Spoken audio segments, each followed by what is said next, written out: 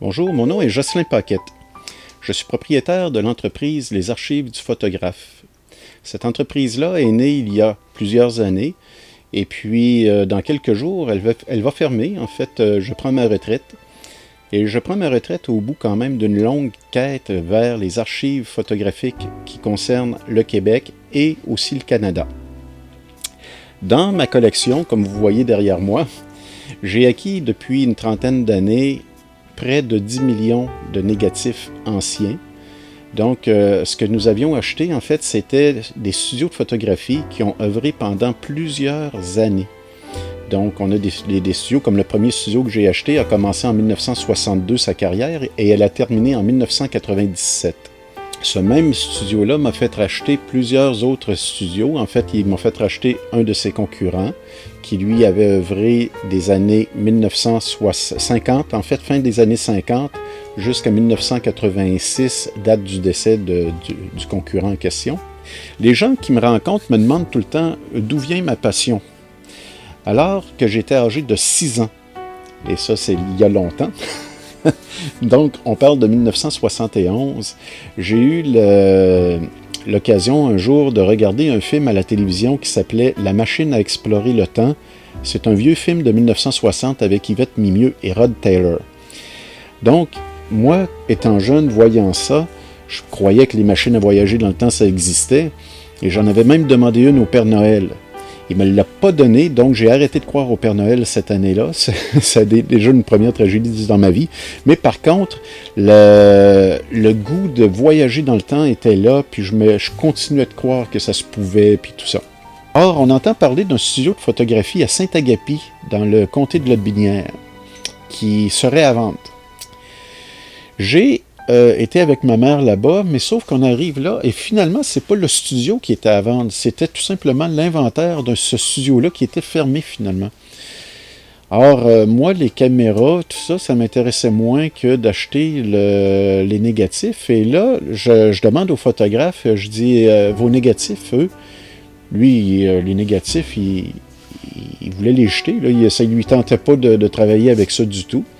Alors, bref, je lui demande, j'ai dit, moi, je serais intéressé par les négatifs. Alors, moi, j'ai tout simplement, à ce moment-là, fait une offre sur les négatifs. On a acheté les négatifs, puis on a acheté aussi quand même un peu d'inventaire de ce premier studio de photographie-là.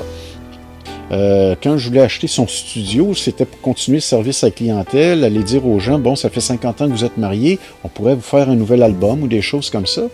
Mais finalement, quand je suis arrivé chez moi, puis que là, j'ai commencé à regarder les enveloppes, ça n'a pas pris de temps que j'ai découvert qu'il y avait du patrimoine, mais là, à l'état pur là-dedans. Parce que là, je voyais des bâtiments, tout ça. Je suis allé voir le photographe par la suite. J'ai dit, bon, tel bâtiment, c'est où, c'est quoi? Puis là, on voyait qu'il y avait plusieurs choses qui étaient même déjà démolies, qui étaient déjà disparues du paysage. J'ai dit, hey, mais ça vaut la peine de se souvenir de ça. Toujours est-il qu'en bout de ligne, ce que ça a donné une vingtaine de studios de photographie qui ont été rachetés avec ma mère à cette époque-là. Puis, moi, de mon côté, j'achetais en plus petite quantité. Autrement dit, lors de mes voyages, de temps en temps, je faisais des acquisitions à l'extérieur du pays. Et il y avait aussi les sites Internet d'enchères. Donc, il y en a un qui est très connu, pas besoin de le nommer, qui, lui, on peut retrouver souvent justement ce genre de choses-là, des vieux négatifs ou encore des vieilles diapositives de Québec ou du Québec ou encore du Canada, parce que moi, je me suis intéressé aussi à l'aspect du pays là, dans sa totalité. Donc, en bout de ligne, ben, aujourd'hui, en 2017, je me retrouve avec un studio qui est partiellement garni, puis même envahi par les négatifs. On en a à peu près 10 millions. Et ça, aujourd'hui, ben, à partir du 15 décembre 2017, tout ça, ça va tout être à vendre. Donc, on a sollicité le gouvernement pour les archives nationales, les 2 paliers de gouvernement, et en fait aussi des villes. Donc ça, les villes, il y a des villes principales, mais il y a aussi d'autres villes dans les régions, parce que j'ai des fonds de région également. Alors tout ça est maintenant à vendre. On va voir qui va être preneur. Sinon, c'est sûr, j'ai des offres également qui me viennent de l'extérieur du pays. Et puis, par contre, moi, j'essaye de conserver ça ici au Québec, ici au Canada, parce que c'était un peu ma motivation au départ que d'acheter de l'extérieur pour amener ici, pour se bâtir un patrimoine ici. Donc, on va voir qu'est-ce que ça va donner et la suite nous l'indiquera.